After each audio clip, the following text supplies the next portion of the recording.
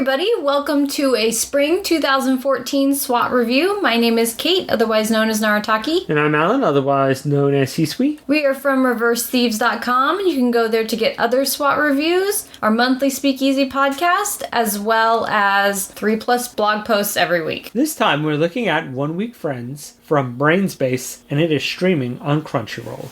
So there's kind of...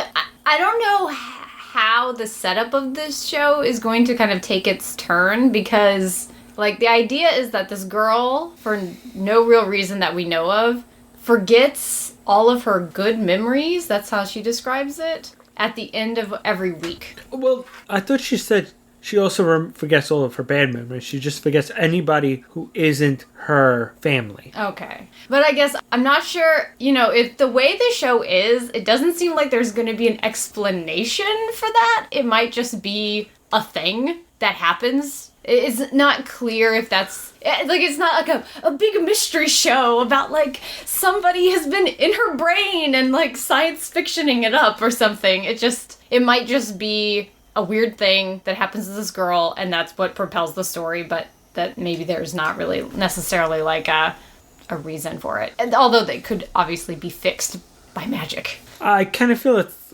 transparent that way, the girl who is slowly becoming invisible, in the fact that it was just, in that manga, it was an unexplained disease that they were trying to find some cure for.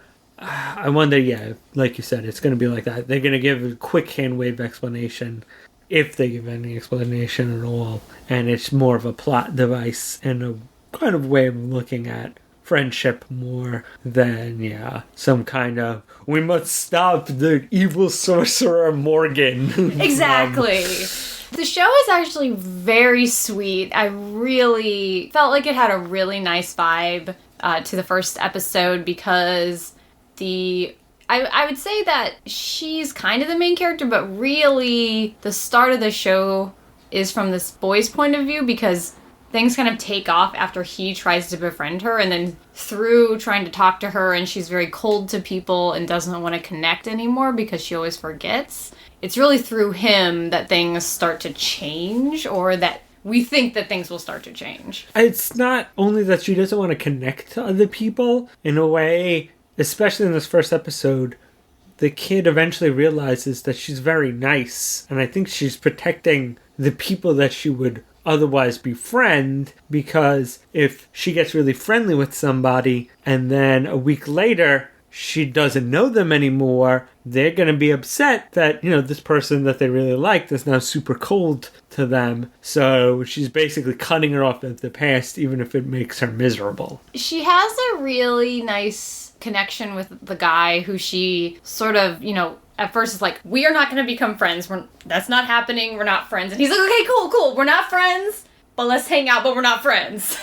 And so I liked sort of his kind of worming his way into her life there. And I really hope it's a romance. It just had such a lovely feel to it, because the guy also has this friend who's very deadpan, who I really liked. And he's very straightforward. I kind of found that refreshing, because he's very much like, so why don't you just ask her? And I feel like there's not a game about it. He's like, all right, well, if you want to be friends with her, be friends with her. If you want to date her, whatever, that's different. But just talk to her, ask her about this stuff. I also felt like the show was a bit honest, in the way that he's like, what would you like about her? You don't really know. And he's like, oh, but she's got a really nice face. He's like... But I feel like a lot of times shows pretend oh, these characters have such noble things, and it's like, nah, I thought she was really cute, and I thought and he does say that there's more to it than that, but I feel like... But that's after he spends a whole week basically trying to get to know her, so... But yeah, I do feel like, every once in a while, shows could be honest, that people are just sometimes attracted to other people because they find them attractive, and there's nothing wrong with that, as long as you then try to get to know people for more than that.